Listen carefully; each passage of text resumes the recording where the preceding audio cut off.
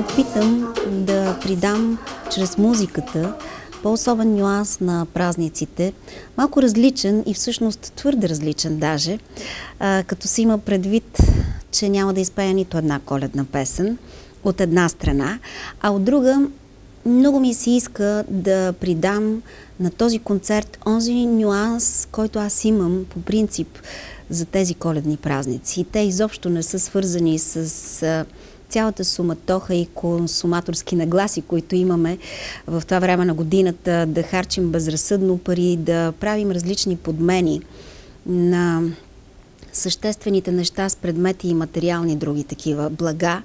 А по-скоро музиката, която избрах, е до някаква степен мечтателна, завръщаща ни към самите нас. Музика, която ни предразполага по-скоро да размишляваме, отколкото да се забавляваме. И точно това си мисля, че е същественото през това време на годината. Да се срещаме с приятели, да се вглеждаме в тишината и в себе си, да се опитваме по някакъв начин да се завърнем към корените си и от друга страна да се погледнем в огледалото. Какво ни се е случило през годината, дали се харесваме, дали искаме да променяме нещата.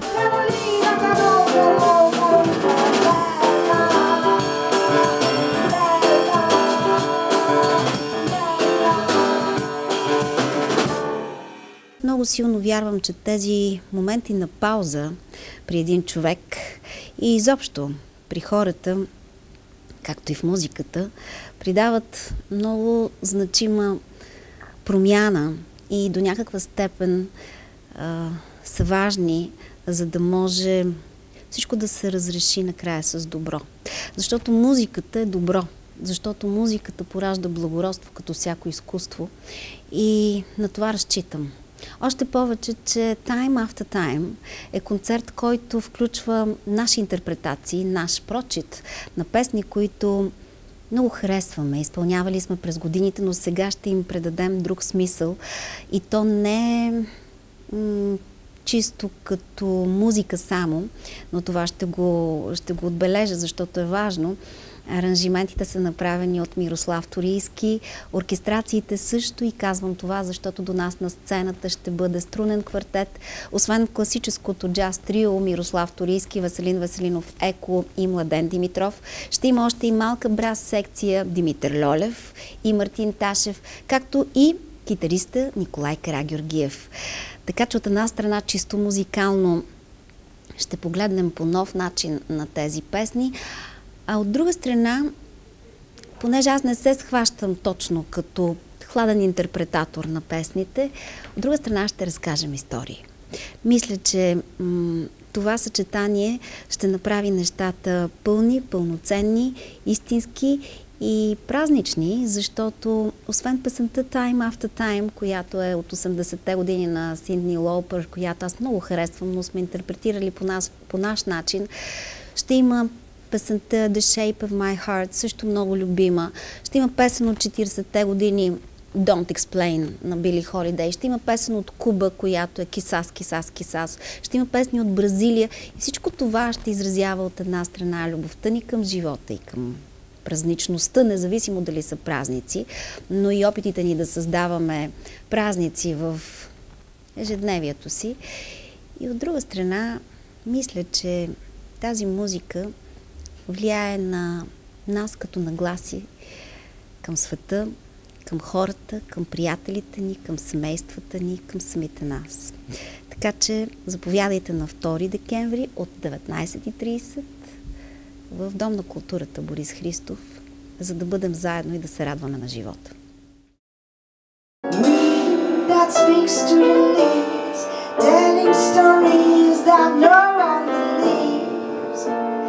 Stories of love belong to you and me.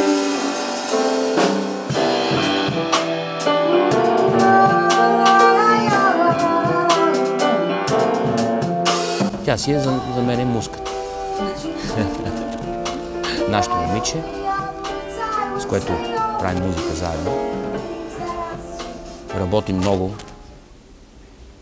особено напоследък, което много ми харесва. Много е сериозна. което също много ми харесва. Вдъхновяваща. И съответно вдъхновяваща, да. Вдъхновението е вторично. Следствие на работата идва, а не обратното. Човек не се вдъхновява и създава нещо. Не, това не е вярно, това е грешно. Работи си и тогава идва вдъхновение.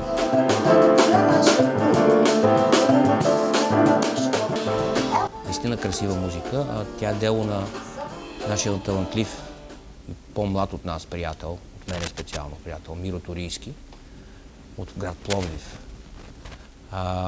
И е така израз на някакви негови търсения в областта на музиката и аранжиментите за струнни инструменти. Много красива музика ще чуят хората, които ще дойдат на концерта ни в други ден, на 2 декември.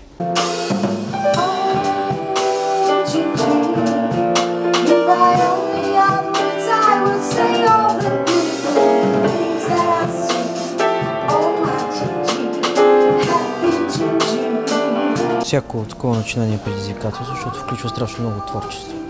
А творчеството все пак е свързано с някаква емоция, която е. Това е другото в предизвикателството, че ставаше въпрос за около 2 седмици, в които трябваше всичко да е готово. Защото веднага след Пловдив Джаз Фест, който мина на 5 ноември, трябваше да стартираме този проект и от тогава в общи линии почнах да правя аранжиментите. И става въпрос за интересен състав, имаме струен квартет, имаме брас, имаме комбо, имаме гост солисти, китаристи и така нататък. И трябваше да се съобрази това нещо с състава, който ще участва в тая програма и съответно аранжиментите са направени специално за този състав.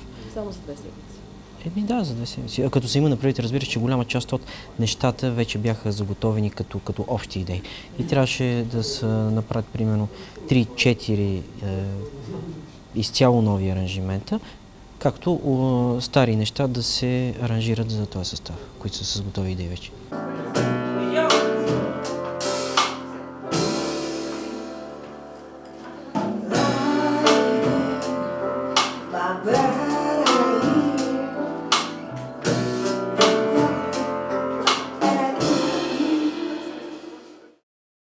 Реших, че Time After Time е най-подходящото име за един такъв концерт, защото отново и отново се връщаме към тази любима музика. Отново и отново се връщаме към нас самите, към себе си. И отново се надявам да се срещаме и музиката, която ни се случва, по някакъв начин да ни променя.